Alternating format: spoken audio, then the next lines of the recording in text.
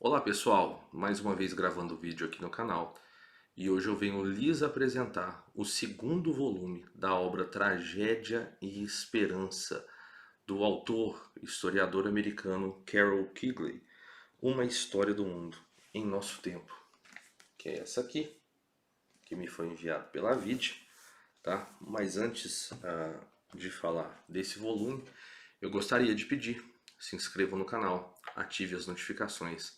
Também na descrição do vídeo eu deixarei um link do site, né, da Vid Editorial e um cupom de desconto que pode ser utilizado caso você queira adquirir essa obra ou qualquer uma que estiver na plataforma da Vid, tá bom?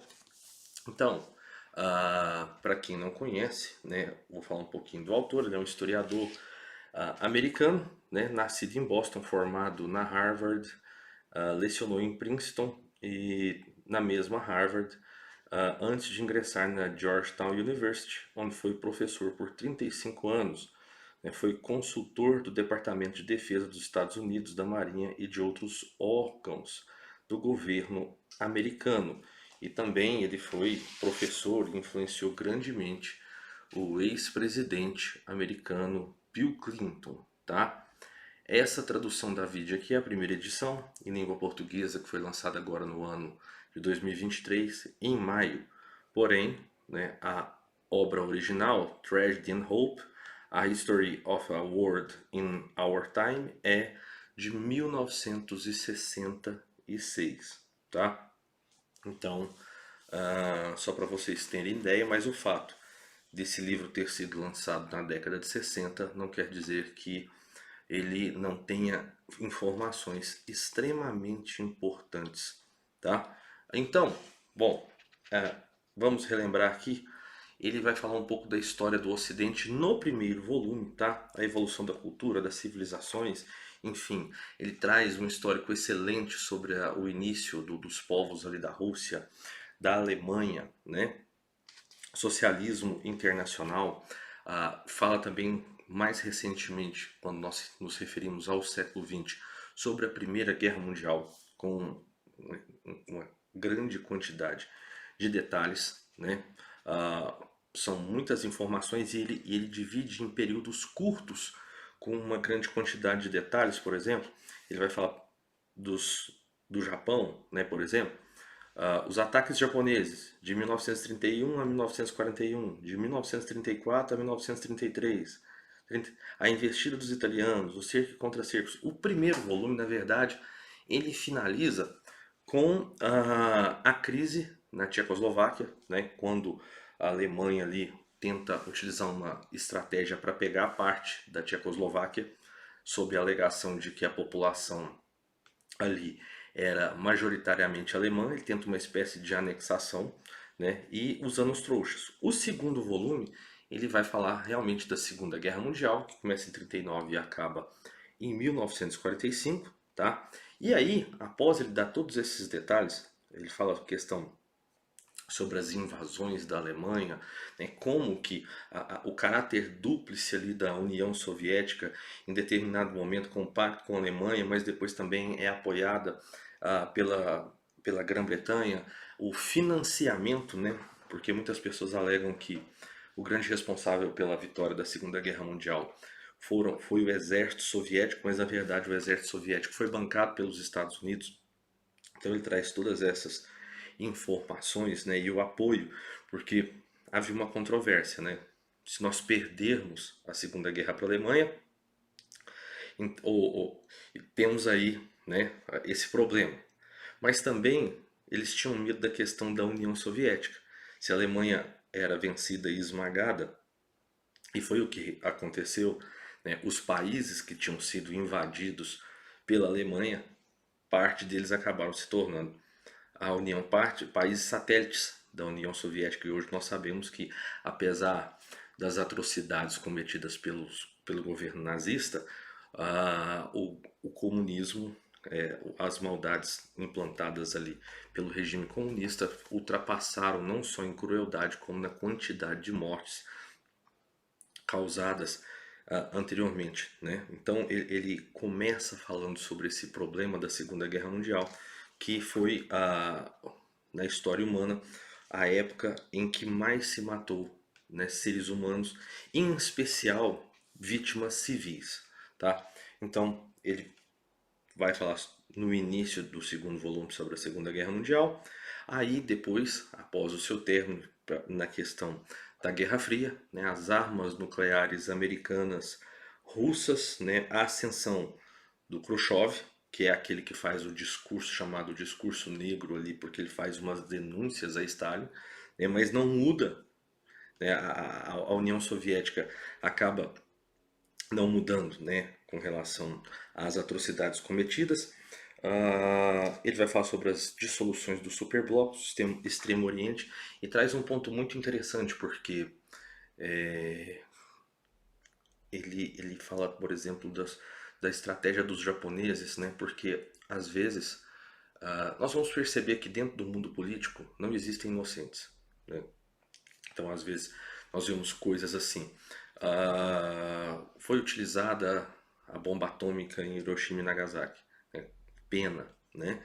Mas os japoneses também praticaram uma série de agressões e tinham a sua aliança ali com os alemães e praticaram uma série de agressões à China, à região da Manchúria. Enfim, se me perguntassem assim, Tiago, qual foi a maior lição que você aprendeu ao ler esses livros? É que no mundo não existem povos inocentes, né? Então o autor vai mostrar as infringências, porque nós estamos num período onde as coisas estão polarizadas, então assim, é como se um determinado espectro político fosse a personificação do bem e um outro determinado espectro político fosse a personificação do mal. E aí, quando você lê uma obra de tamanha dimensão e de estatura, né, com 1372 páginas, nós vamos perceber que nesse mundo de poder e da política, que não é tão simples de você classificar esses são bons e esses são ruins, porque todos os lados têm os seus podres. Apesar de que nazismo e comunismo, no meu entendimento, são ideologias extremamente reprováveis e inaceitáveis, países como Estados Unidos, Inglaterra, enfim, não são inocentes. O Japão não foi inocente quando aconteceu o ataque, né? É claro que vítimas inocentes foram, né, perderam suas vidas, as suas famílias e no caso de acidentes, nós sabemos atômicos, os efeitos perduram por várias gerações. Mas que assim, não existem inocentes. Para mim, a conclusão que eu tiro de certa forma, eu até perco a esperança de que a solução possa vir através da política, né?